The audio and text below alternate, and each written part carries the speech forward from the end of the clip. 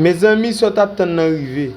Selon pasteur Marcelo, il explique est-ce que un chrétien est capable d'utiliser capote ou bien il pas capable d'utiliser. On était suivre avec pour jusqu'à la fin. Qu'on y a même nous deux joindre ça n'a cherché parce que gain résultat dans la vidéo ça. On était suivre ensemble. Est-il permis d'utiliser le préservatif dans le mariage? Dans certaines églises, c'est interdit. Comme il fut un temps, l'église catholique, ils étaient contre ça. Mais vous voyez, vous n'avez pas des femmes et des enfants, vous interdisez des choses. Vous voyez, c'est terrible, quoi. Les autres domaines ont été mon côté. C'est papa, dis-moi tout.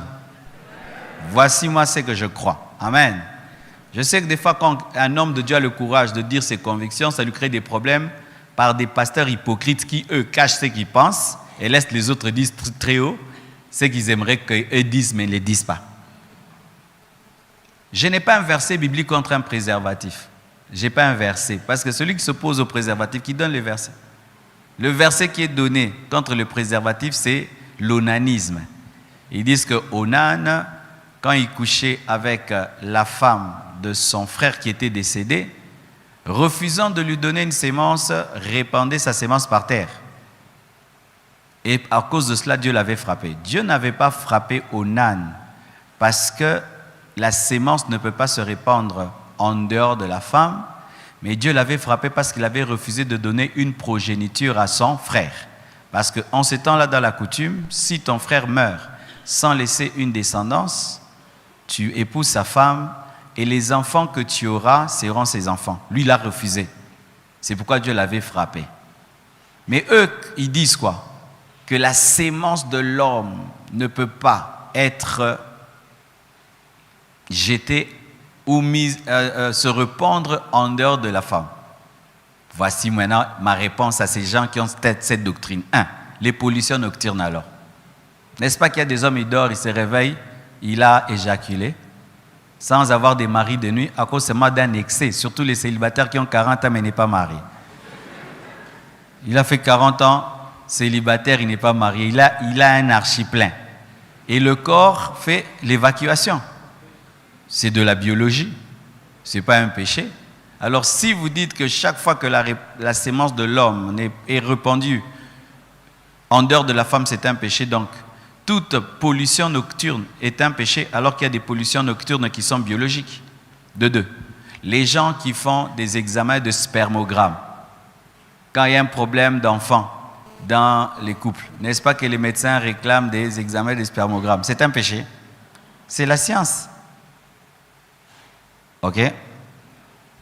Alors, les gens qui utilisent le préservatif dans le mariage, c'est pourquoi? Ils évitent d'avoir des enfants non désirés. Parce que Dieu ne t'appelle pas à avoir une équipe de football, ni une tribu de Juda, les 12 tribus d'Israël. Entre avoir des enfants que tu ne sais pas nourrir et avoir 2 enfants que tu peux nourrir, je préfère avoir 2 enfants que je peux nourrir que 50 que Dieu a donné quand Nzamba paie si tu sois. Nzamba paie ça rende ni papa y explique nga. Si yo muto lukakati. Un couple qui utilise le préservatif, pour ma part, dans le couple, dans le mariage, je ne trouve pas le péché. Mais des païens, plutôt des célibataires qui utilisent le préservatif, c'est mauvais parce que vous utilisez pour ne pas avoir des grossesses en dehors du mariage. Ça, c'est le péché. Amen. Hein? Les célibataires ne doivent pas avoir des relations intimes et donc ne doivent même pas utiliser le préservatif. Mais dans le couple, si un couple utilise le préservatif parce qu'ils évitent des enfants non désirés, je n'ai pas de verset biblique contre vous. Parce que Dieu nous a aussi donné l'intelligence. Amen. Hein?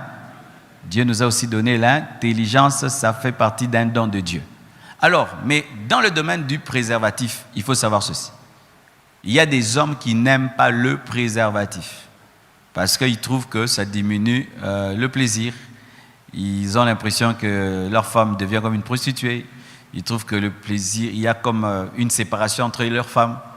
Ça fait que cette conviction de préservatif devient un débat dans beaucoup de couples parce qu'il y a l'homme qui veut utiliser, la femme ne veut pas, ou la femme veut, L'homme ne veut pas. Souvent, ce sont les hommes qui n'aiment pas ça. Alors, vous devez trouver un terrain d'entente. Si vous êtes incapable d'avoir des naissances désirées sans utiliser le préservatif, trouvez d'autres manières de contraception. Ou vous n'utilisez pas le préservatif, mais vous avez d'autres manières de contraception. Et il y a plusieurs manières de contraception. Certains utilisent le stérilet, d'autres utilisent des implants, d'autres d'autres même on coupe les trompes et tout. Mais voici la manière biblique de contraception. Ça doit être une contraception qui ne engendre pas des micro-avortements. Qu'est-ce que je veux dire? Quand tu vas chez le médecin et il te dit « je veux t'aider à être stérile pour ne pas te donner un contraceptif », tu dois te poser la question. Comment fonctionne ce contraceptif? S'il te dit « ce contraceptif va commencer à tuer l'œuf qui est formé par la fécondation », non. Parce que là, ce sont des avortements, parce que même quand l'enfant a 1 jour, c'est déjà un enfant. Mais si c'est une contraception qui empêche la fécondation, c'est-à-dire l'œuf n'est pas formé, il n'y a pas de péché parce qu'il n'y a pas d'avortement, c'est l'intelligence, c'est comme on va à l'hôpital. Ce n'est pas parce qu'on a dit vous imposerez les morts malades et seront guéris qu'on ne peut pas aller à l'hôpital, n'est-ce pas? Alors il faudrait que tu causes avec le médecin qui veut appliquer la contraception. Et certaines contraceptions ratent, n'est-ce pas? Certains, malgré qu'ils ont des stérilés, ils ont des bébés. J'appelle les bébés stérilés. Malgré stérilé, le bébé est entré. Donc, pour ce domaine-là, je préférais qu'un médecin un jour vienne vous expliquer en profondeur, mais évitez les contraceptions qui sont des micro-avortements, c'est un péché, mais les contraceptions qui empêchent la fécondation, pour ma part, je n'ai pas un verset biblique contre cela, parce que Dieu nous demande de dominer la terre, la nature. Et la nature, c'est aussi le corps. Amen, hein? Le corps. N'est-ce pas? Vous savez qu'un homme, si on peut t'enlever un cœur et on te met même le cœur d'un cochon et tu vis avec, c'est un péché. Motema Ngolo. Vous savez ça? Oui. Mais certains médicaments que nous utilisons, on les a testés sur quoi? Sur des rats. On les a utilisés sur les singes et après quand ça marchait sur eux, on les a donnés. C'est un péché. Non. Ce n'est pas parce qu'on est chrétien qu'on doit être borné. Amen. Hein? La chaise sur laquelle tu es assis, ce n'est pas Dieu qui l'a créée, c'est un homme. Mais tu écoutes la parole dans la paix. Alléluia. Donc, c'est cela en matière de préservatif. Tout dépend de conviction. Si vous êtes convaincu d'utiliser, utilisez. Si l'un est convaincu, l'autre pas, trouvez une autre méthode. Amen.